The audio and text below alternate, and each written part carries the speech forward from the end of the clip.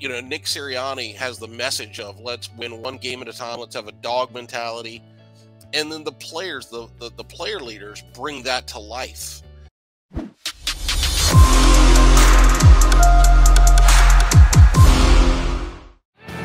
Mac guys, McMullen and McDonald here on Birds 365. We've got a third colleague jumping into the mix with us here for the next 25, 30 minutes. You got to check out his website, Eagles Blitz. That's IGGLES Blitz.com. Has been covering and following the team for years. Tommy Lawlor, good enough to jump in with us. Tommy, the only undefeated team in the National Football League. How impressed have you been with the Eagles? It's been a while since we had Jan, so we're going to do some catching up with what this team has accomplished. How impressed have you been? Very impressed. I don't see how anybody couldn't be. The team has a top-flight offense, a top-flight defense. Jalen Hurts is playing lights out. They're healthy. They're making big plays. They're not turning the ball over. When you start looking at things to criticize on this team, you have to really make an effort to find it. Obviously, special teams kind of is the area that jumps out, but even then, those mistakes have not been anything that came close to costing them a game. Yeah, special teams is that one bugaboo. We'll talk about that, Tommy. But with the trade deadline coming up on us very, very quickly, the Eagles already made a move with Robert Quinn. So I'll start there. What did you think of the Quinn move? And do you think there's another shoe to drop from Howie Roseman before 4 o'clock this afternoon? I like the Quinn move quite a bit. I felt like they needed to add another pass rusher. When Derek Barnett went down in the season opener, he was not going to be a key player necessarily, but he was going to be a key part of the rotation. And you need to have, in case Brandon Graham or Josh Sweat, somebody has an ankle injury, somebody has a shoulder injury, they miss a game or two, you take those guys out, and the Eagles get kind of thin with edge rushers. So to add a guy who's a proven edge rusher and somebody who has played in a similar scheme, he played for Vic Fangio in Chicago last year. So he knows, we know that Jonathan Gannon runs some of the same concepts. So he knows the scheme. He knows some of the things they like to do. And the guy still has a good get off. He has good bend. Last year he showed he could still finish when he had 18 sacks. This year he's only got 1 sack, but he'd been double teamed a lot. And he had lost his 2 best defensive linemen from last year, Akeem Hicks and Khalil Mack. So teams just shut him down and dared the rest of the Bears defensive line to make plays. He couldn't do it. So now he comes to the Eagles, and he's a complementary piece. He comes off the bench.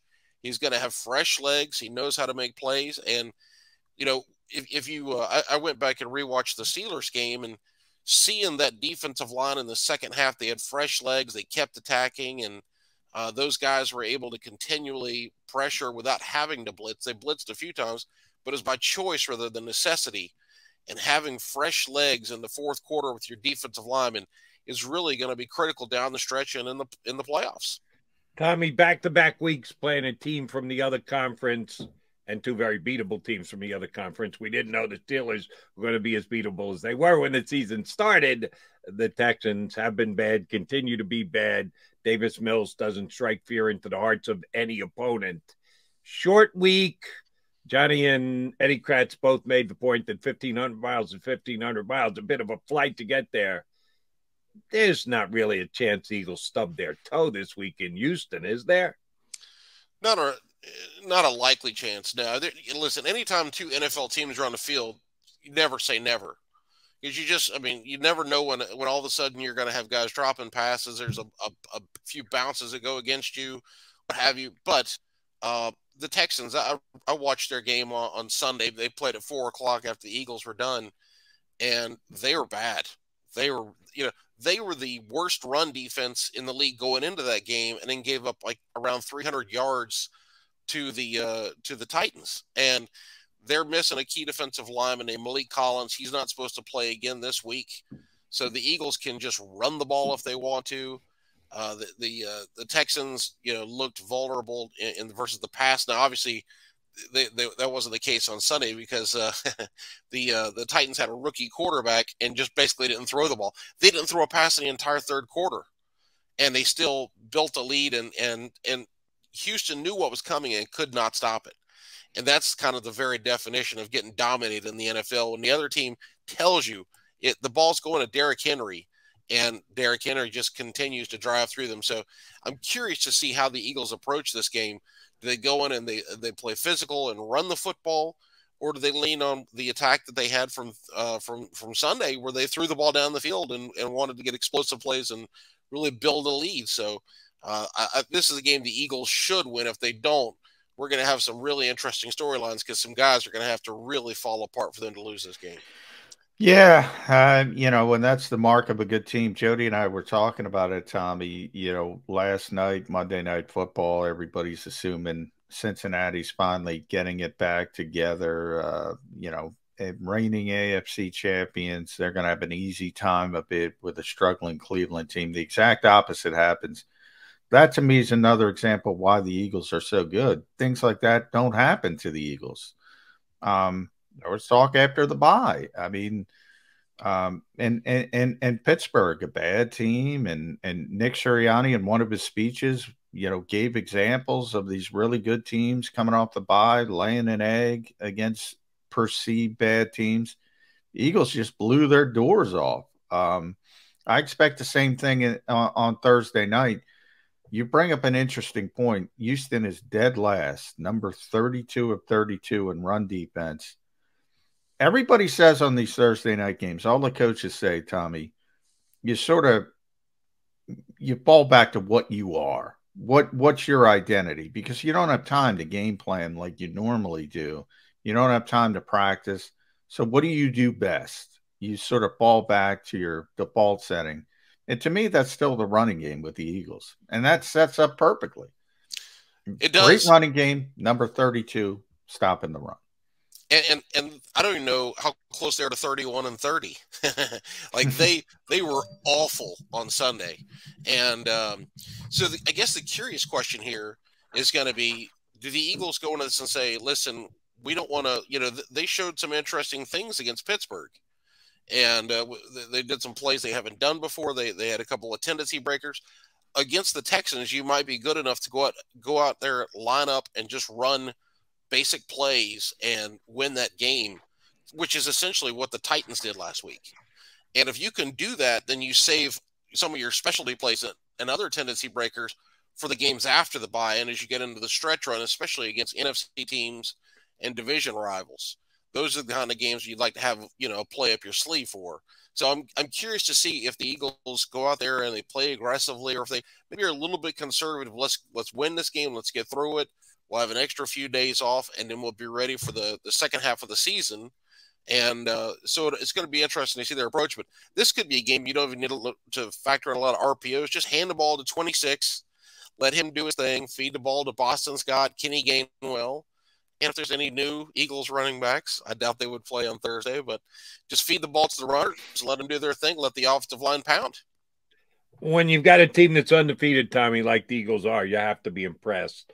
But one of the things that adds to how impressed I've been with this football team is, as we sit here and talk about what they did this past week, offensively, what they're going to do this upcoming week against the team can't stop the run. Eagles have a bunch of weapons, and they've got a quarterback who's number 2 in the MVP conversation, only behind Josh Allen. But Miles Sanders did have a very good day, just didn't need to run them all that much because they were scoring touchdowns from deep chunk plays with A.J. Brown. Not one guy this year has even hinted at in a quote, yeah, and I think I could be doing more. I think I can get the football more. I think I could be given more responsibilities. They're all pulling the row in the exact same way. We give credit to the coach for that. We just chalked that up for Sirianni. How much credit does Hurts get? The fact that these guys are following all his lead. They're undefeated, and they're also all in seeing it in the exact same way and the exact same focus. Who should be getting most of the credit for that? Well, it comes down to leadership, and there's multiple kinds of leadership.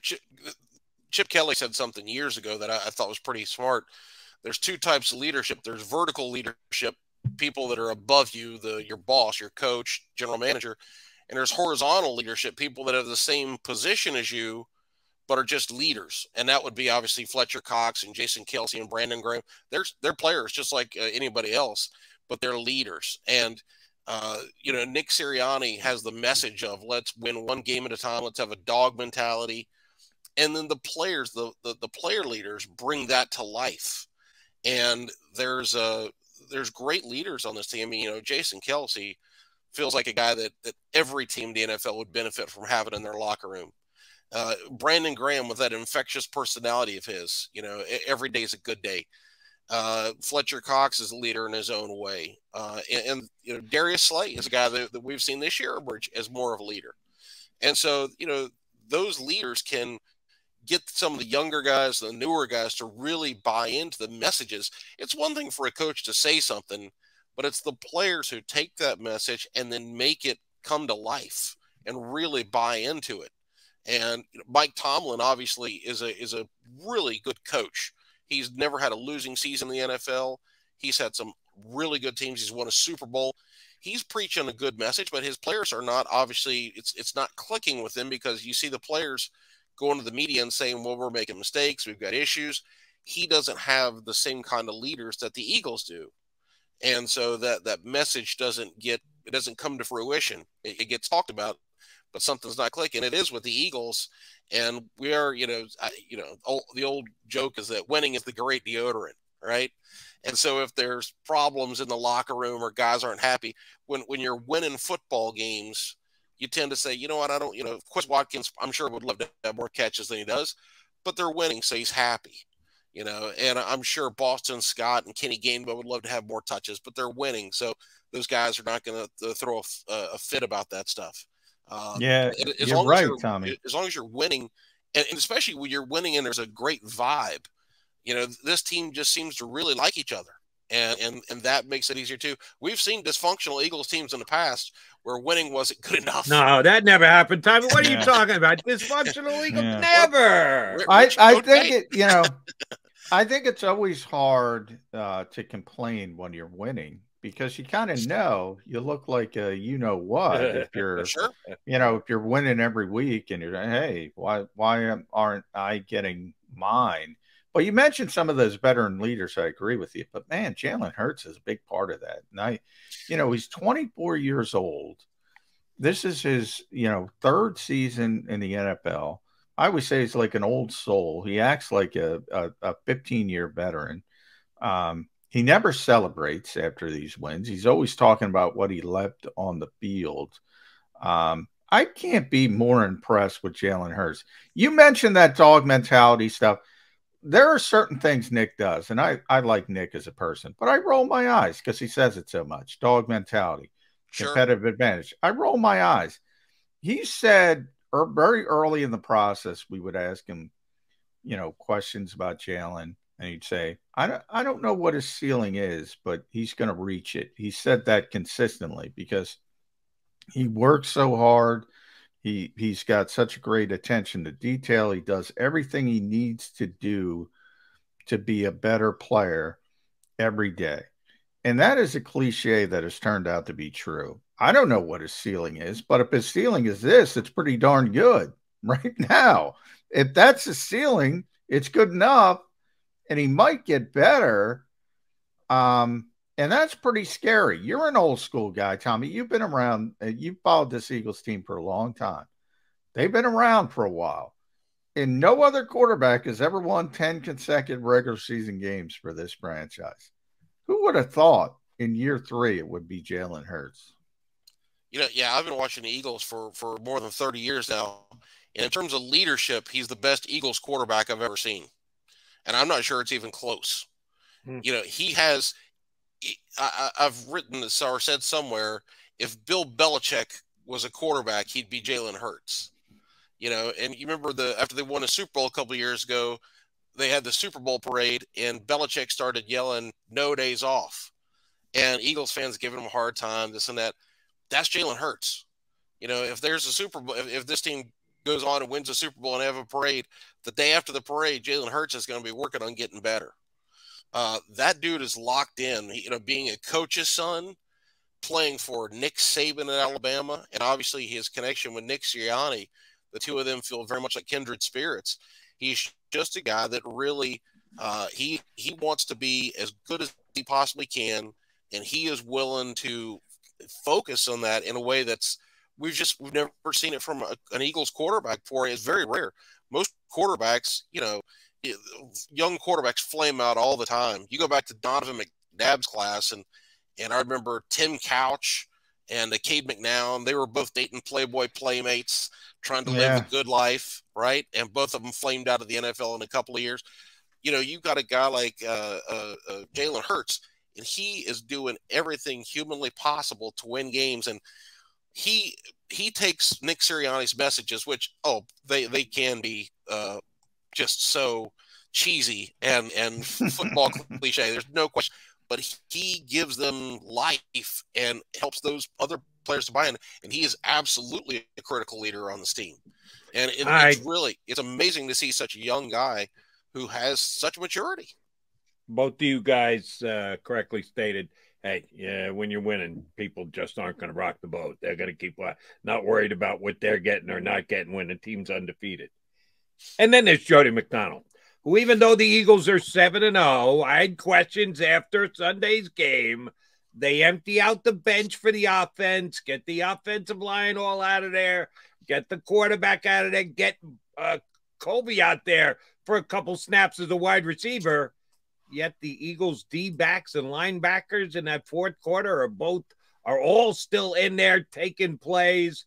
Why do you think Shane Steichen either determined and or was given permission by the head coach Nick Sirianni to get guys some reps and get guys off their feet as far as starters go, but the back seven of the Eagle defense stayed out there the entire time? What do you think Jonathan Gannon and or Nick Sirianni's explanation is going to be? Well, first of all, there's only so many backups you can have. And so the Eagles don't have a complete backup secondary ready to go in. I was surprised that Nakobe Dean didn't play. I thought they would pull one of the linebackers out and put Nakobe Dean in. So that kind of caught me off guard. But, the back seven in a game where you expect the Steelers to be throwing the ball, the Eagles did have a comfortable lead, but you still don't want to give up a bunch of big plays. You still want to keep control of everything. So I could see where they left those guys in on the back seven. Yeah, but you can say the same thing about the offense. You want to continue to put points on the board. You want to continue to get Jalen Hurts to throw it to A.J. Brown. No, it's Gardner Minshew throwing to Britton Colby. Why do you do it on one side of the ball but not on the other? Well, there's a difference. So the key thing was getting you want to make sure that Jalen Hurts is out of the game. You don't want some freak injury hurting him. You want to make sure the offensive linemen are coming out of the game because they're going to have a short week, and every snap they can miss is going to have their bodies that much more fresh for Thursday. In the back seven on defense, if the other team's going to be throwing the ball a lot, they're not going to be in as physically demanding a situation. They're playing off coverage. They're keeping things in front of them, come up and make a tackle. And so it wasn't like they were getting pounded on by a physical running game. It wasn't like they were playing press man coverage and having to really chase guys all over. They were playing kind of soft there and just letting the clock be their friend. So I don't mind it because, again, they didn't have a complete back set of players to replace everybody with. And I think they wanted to make sure that there weren't major breakdowns and all of a sudden the game did get close. Well, I'll play devil's advocate, and I'll join Jody's side here. And I think it's more than Nakobe. I think you're right. I mean, Josh Jobe was out with a shoulder injury. Josiah Scott got hurt in game, but Zach McPherson was out there, and he's played in the past at outside corner, and they wanted to get him some reps. And Kayvon Wallace certainly needs reps at safety. So those three players, Zach McPherson, Nakobe Dean, Kayvon Wallace, doesn't player development factor into it? You have a chance to get these young players that you might need down the road. God forbid, knock on wood, if somebody sprains an ankle, whatever. Isn't it important to get them reps when you can get them reps? Oh, and I agree. I would have played those guys. I'm with you on that. I would have mixed them in. I mean, to me, the key was getting the linemen on both sides of the ball to get them out of the game. And sure enough, they did. The defensive line was purely backups, and it was really close to the third string. The offensive line was backups, and they got Hurts out of the game. After you get all those guys out of the game, and right now A.J. Brown is the other guy you feel like we cannot risk. And so once they got all those guys out, everything else after that, it's not as critical, but yeah, I wanted to see Nakobe Dean go get some reps and go see him play. And I would have liked to see Kayvon Wallace. He's not particularly looked good this season. So get him some reps. Let's see what he can do. So that's a question for Jonathan Gannon on what he was thinking there. And maybe they're just trying to make sure they didn't blow the lead. Maybe, who knows? I don't know what. Maybe they're going to play him on Thursday. Tommy, here's the good news. McMullen got skipped yesterday in the Eagles press gathering, so he's guaranteed to get a question today. And no guarantees today. He is going to grill Jonathan Gannon about just that, because his partner would like him to do so, and he kind of owes me. So we'll get an answer to that question one way or the other, or Gannon will tap dance as best he can to not answer that question.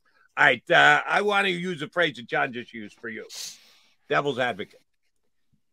The Eagles have been very good this year. They've been the best team in the National Football League. The Texans have stunk for a while now. They stunk last week. They've stunk all year. Their quarterback is not an NFL quarterback. It just on paper looks like a major mismatch. But give me the devil's advocate reason that the Texans have a chance to keep this close, and if the bounce of the ball goes just the wrong way for the Philadelphia Eagles, that they can actually lose this game. I'm asking you to stretch your imagination and come up with a way that this game could end up with the Eagles taking their first loss of the year. Okay, so the Eagles have been vulnerable to the run a little bit the last couple of games. Dallas was able to run the ball on them. Pittsburgh was. Now, in the Pittsburgh game, a lot of those were like draw plays on 2nd and 20, 2nd and 16, and even late in the game when the Eagles were again playing a little bit soft, and Pittsburgh's down 22 points and running the ball. But they have been somewhat vulnerable to the run the last couple of weeks. Dameon Pierce, the rookie running back for Houston, is outstanding. He has tremendous talent. So if he busts off a couple long runs, all of a sudden they don't need to have a long sustained drive. So let's say that, we know James Bradbury, not an ideal tackler. Chauncey Gardner-Johnson occasionally will miss a tackle. If Pierce gets in the secondary and those guys miss, maybe he goes and he hits a home run and he's got a couple of 50-yard runs. And all of a sudden that gets them some points. The other thing I think that kind of makes them dangerous is that they got physically dominated by Houston or by Tennessee. And when you get beaten up and, you get your nose rubbed in it, right? As a professional, you got some pride, and that pride's got to kick in at some point. You say, let's go do something about this. And maybe this is the one week when they overachieve. They go out of there and all of a sudden they catch the pass that they weren't catching. They make the tackle they weren't making. And they come up, and then Davis Mills, maybe he makes a miracle play or two, heaving the ball downfield. Somebody catches it, you get a wild bounce, a pass interference. If the Eagles just start dropping passes, somebody sprains an ankle. But it would take some weird stuff. If on paper, this is a mismatch. I mean, the Eagles are favored by 13.5, I think. And that's just, you don't see those kind of lines in NFL games on a regular basis. So that tells you that the Eagles are overwhelming favorites, and it'll take some wild stuff for Houston to win this game. You bring up one point. The one thing, besides special teams, but the one thing when you look at offense and defense that the Eagles have not done well is tackle. And I don't know if you're a PFF guy, Tommy, but according to them, they are the 31st best tackling team in football. So the second worst, only Jacksonville. Even against Pittsburgh, a bunch of guys got really poor grades tackling. Sure. You mentioned some of them. Is that going to be an issue at some point? I've been talking about it all year. And now that Jordan Davis is out, and he's going to be out certainly Thursday, he's going to probably miss a few games here with a high ankle sprain. Does that become a bigger concern for you? Yeah. Listen, the tackling in the season opener almost cost them the game. Oh, it was terrible. Yeah, that was the worst. They won 38-35, but they were just, and that's what Detroit, DeAndre Swift gashed them with some big runs. Now, the difference is Detroit has a good offensive line. Houston's offensive line is not that good. But Detroit was able to gash them with big runs, even when they were down 20 points, 17 points. They were running the ball, and DeAndre Swift was just hitting the hole, and James Bradbury would be there to make the tackle and just whiff. And there was just some really bad moments from that back seven in that game. I think the tackling has gotten a lot better since then, but against Pittsburgh, it was sloppy, and there have been some other games when it was a little sloppy. And I feel like part of it may be the guys, when you watch them sometimes, I know this was the case against Pittsburgh, they're going in and looks like they're trying to strip the ball. And the thing that coaches teach players is the first guy in secures the tackle, the second guy tries to strip the ball. Well, sometimes the Eagles have two guys trying to strip the ball and nobody's securing the tackle. And you've got to get in front of that receiver or runner, put your helmet into his stomach, wrap your arms around him, and then the other guy goes for the football, but wrap him up, get him to the ground, or start getting him where he's going to the ground, then let's go for the football. But it feels like sometimes the Eagles, they don't, Chris Spielman, when he used to broadcast games, would talk about bring your feet with you, get in good position, wrap up, have bad intentions, and get that guy down. And the Eagles do a lot. They do too much reaching, too much grab. And you watch that Claypool catch and run the other day where he breaks like 3 tackles and drags a couple guys with him. You need somebody to plant their feet, put a shoulder in him, and say no more. And that's something the Eagles have got to get better at because, Zeke Elliott gave him some problems with that. He was making too many yards after first contact, and that will hurt him at some point. As a matter of fact, the week that tackling is going to scare me is about 4 weeks down the road when they play the Titans with that King Henry guy. Oh, yeah, you need to tackle him. Otherwise, he just rolls through you for 200 yards like he did the Texans this past week. But we just have to hope that he got exhausted from running through Houston. He's not, maybe he burned through some of his good energy in that game because that was something else watching him on Sunday. If he ends up getting hurt the week before against Cincinnati, that the stars are aligning for the Eagles this year if Henry goes out right before he's got to play the Eagles. All right, last thing, Tommy. We know Jordan Davis. Well, we don't know. Well, we're pretty damn sure, but the coach refuses to confirm it. Probably not going to play on Thursday. Probably going to miss some time. How do you think Gannon handles it? Do you think they try and plug Marlin in to do what he's doing, knowing full well he's just not going to be as good at it as Davis would be? Or do you think they'll go back to the defense that they ran more last year with a guy not over the nose as often as they did? How do you think Gannon will rearrange things without Jordan Davis as part of his defensive line this week? I think he'll try a few different things. You could always put Fletcher Cox at nose tackle and then put Milton Williams in the Cox's spot. Marlon Tuipulotu, you could put him there, obviously. And you can mix him in. He just had his best game of his career against Pittsburgh. You can see the lights coming on for him a little bit. And he's got a very good motor. He's tough. He battles. And I thought he used his hands well. And he got his first NFL sack.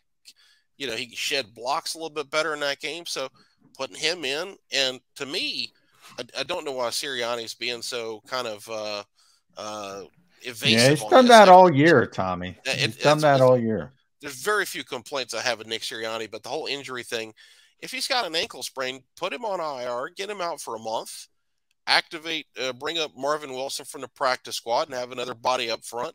If it's ankle sprain, you want Jordan Davis ready for the playoffs.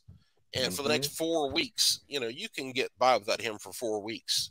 And so to me, especially when you look at the schedule and right. It's Houston and it's Indianapolis, Washington first with Taylor Heineke. Actually, I think Washington's a little bit better with Taylor Heineke. Indianapolis with Sam Ellinger.